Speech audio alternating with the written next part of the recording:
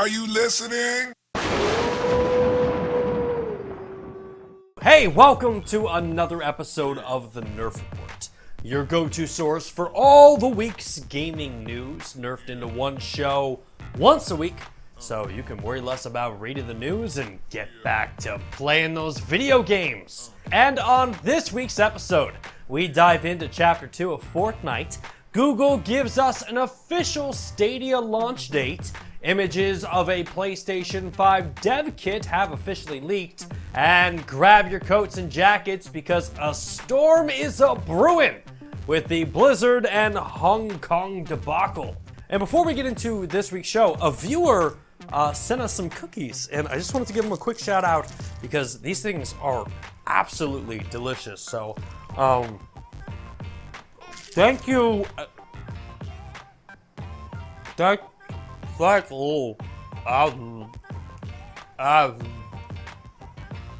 Oh wow.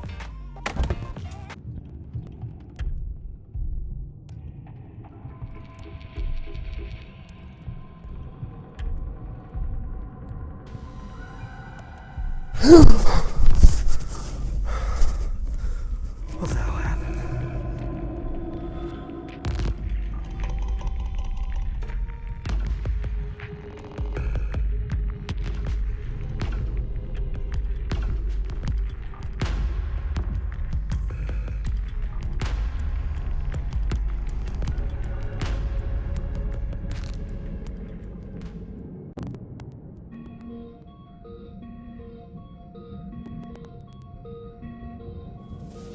Hello, Bryant. You don't know me, but I want to play a game.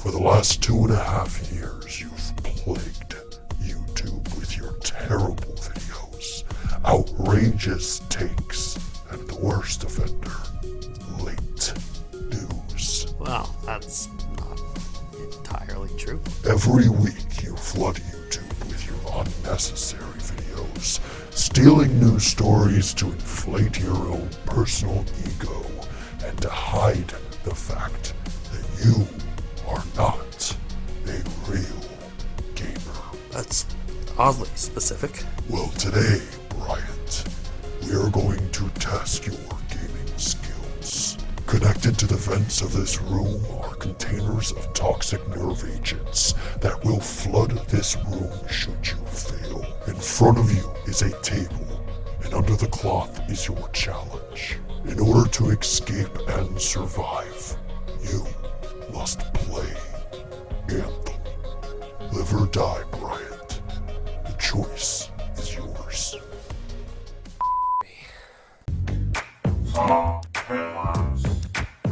First up this week, let's talk about the PlayStation 5.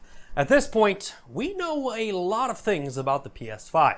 For example, it will feature backwards compatibility, ray tracing, and it will be launching in the holiday season of 2020. But we still do not know what exactly it will look like. And honestly, at this point, I'm so sold on buying a PlayStation 5 that I could care less what this thing looks like. I mean, it could debut looking like Andre the Giant, and every time you boot it up, it's like, anybody want the peanut? And I wouldn't care. I'm going to buy this console no matter what. But luckily for you and I, we might not have to wait much longer because the internet is a very leaky ship.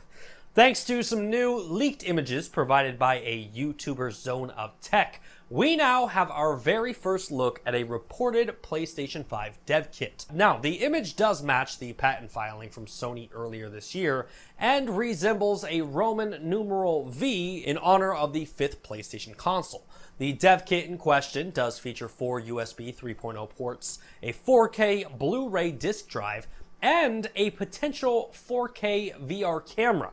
Now, it should be noted that a leaked dev kit doesn't necessarily mean that this is what the final product will look like. But, I gotta say, this looks a whole lot better than this. Next up, Google Stadia. If you're like me, you are a Stadia founder, and since pre-ordering this console, I have been chomping at the bits to stream 4K games to any device that I own. And this week, Google has finally revealed that the wait is almost over, because Google Stadia will go live on November 19th.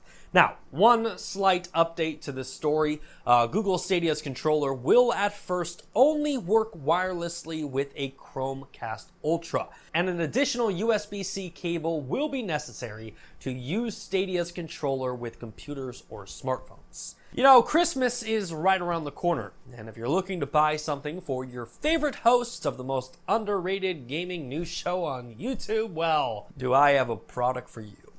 Check out this brand new multi-video game system portable handheld, the Analogue Pocket.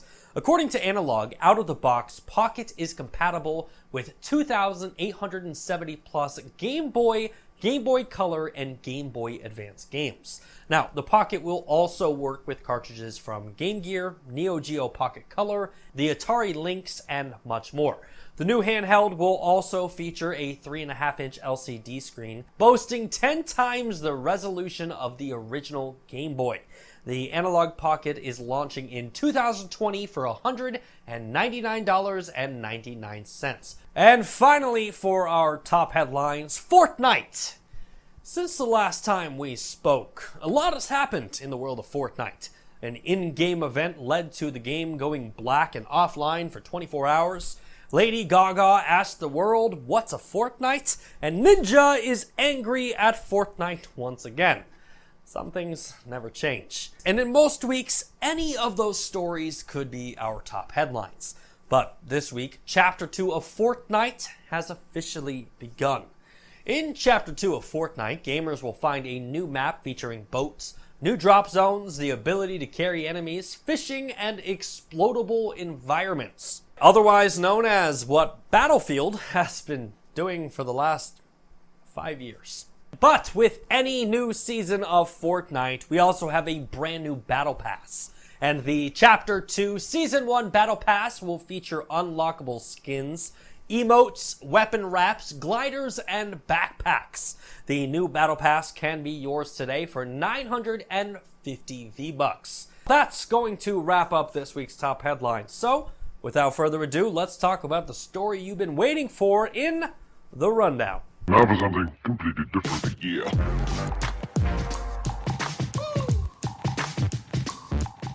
Blizzard. Where do I begin?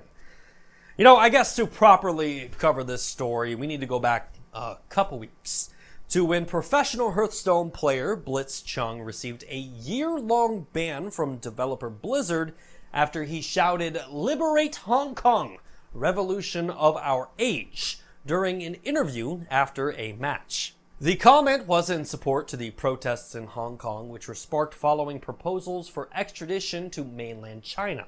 And Blizzard defended the banning as Blitzchung broke a rule stating that players must avoid any action that brings you into public disrepute, offends a portion or groups of the public, or otherwise damages the company's image. Now, this is a video game news show, so I'm not going to dive deeply into the reasoning behind these protests.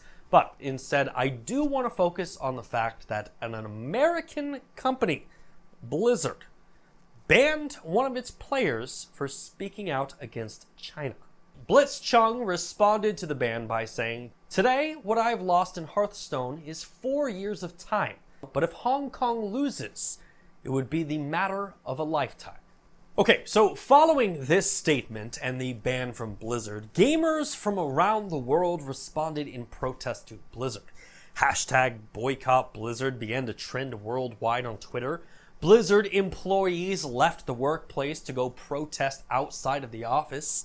Overwatch was delayed for the Switch out of fear of backlash, and people even began to delete their World of Warcraft subscriptions. And I need you to understand exactly how crazy that is. And at this point, you might be wondering, how did Blizzard respond to these protests? Well, it took them 6 days. Yes, that's almost an entire week. 6 days to respond. J. Allen Brack, the president of Blizzard, wrote, "I want to take a few minutes to talk to all of you about the Hearthstone Grandmasters Tournament this past weekend. On Monday, we made the decision to take action against a player named Blitz Chung and 2 shoutcasters after the player shared his views on what's happening in Hong Kong on our official broadcast channel. At Blizzard, our vision is to bring the world together through epic entertainment. And we have core values that apply here. Think globally, lead responsibly, and importantly, every voice matters. Encouraging everybody to share their point of view. The actions that we took over the weekend are causing people to question if we are still committed to these values. Every voice matters, and we strongly encourage everyone in our community to share their viewpoints in the many places available to express themselves. However, the official broadcast needs to be about the tournament and to be a place where all are welcome. In support of that, we want to keep the official channels focused on the game. Our goal is to help players connect in areas of commonality, like their passion for our games, and create a sense of shared community. These specific views expressed by Blitz Chung were not a factor in the decisions made. I want to be clear, our relationship in China had no influence on our decision. I totally get it. The fact that Blizzard earned $173 million in 3 months, nearly 12% of their 2018 entire revenue just from Asia alone, had no effect on this decision.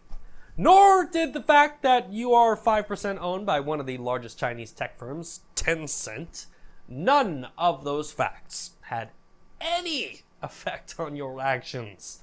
Instead, you were worried about upsetting other players. Blizzard continued by saying, when we think about the suspension, 6 months for Blitz Chung is more appropriate, after which time he can compete in the Hearthstone Pro Circuit. Again, if he so chooses. There is a consequence for taking the conversation away from the purpose of the event and disrupting or derailing the broadcast. Which, if we're being 100% honest here, I do get where Blizzard is coming from here. You know, you have to draw the line somewhere.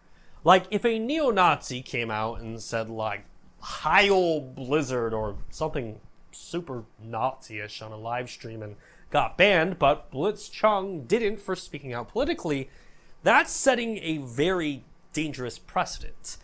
Like, Blizzard doesn't want to get involved in politics or deciding who is wrong or right. The company fully understands that there is free speech, but they have a zero tolerance for it in tournaments. And apparently, even in America. Because during an American Collegiate Hearthstone tournament this week, players held up a sign that said, "Free Hong Kong!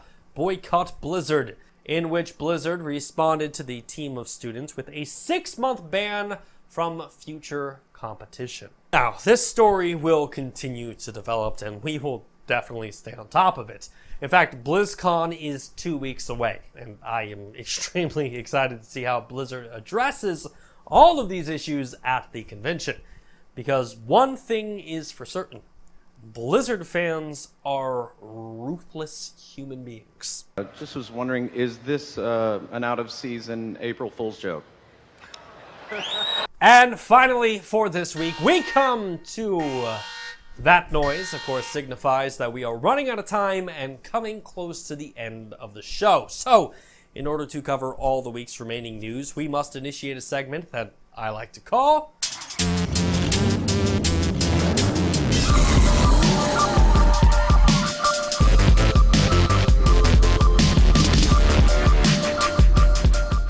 Every single week, we have so much news to talk about and so little time to do it.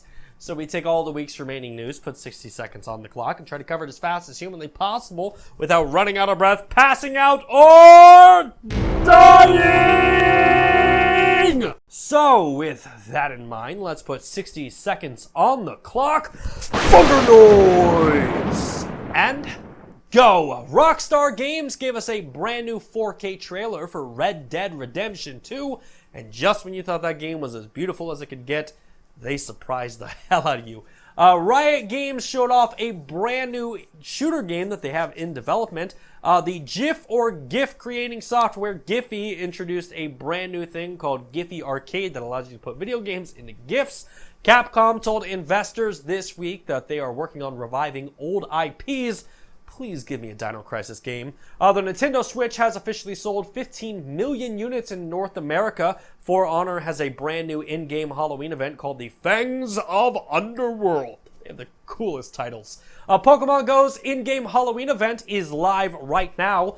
Manifold Garden is officially coming to Apple Arcade. Star Wars Jedi Fallen Order has gone gold. Outer Worlds is launching next week. And Fallout 76's in-game NPCs are delayed. Ladies and gentlemen, that has been Nerfed in 60 seconds, and that is it for this week's episode of the show. If you like what you saw and you want to see more content just like it, hit that subscribe button, hit the like button, and please share it with your friends. As always, my name is Bryant Chappelle. You are you, and this is the Nerf Report. Thanks for watching. Hey, thanks again for checking out our channel. If you like what you saw and you want to see more content just like it, hit that subscribe and like button. And please, while you're at it, share the channel with your friends. Because if your 10 friends watch the show 10 times every day, that's 100 views. And then they tell 10 friends, and that's another 100 views. And we're going to be at the top of YouTube in no time.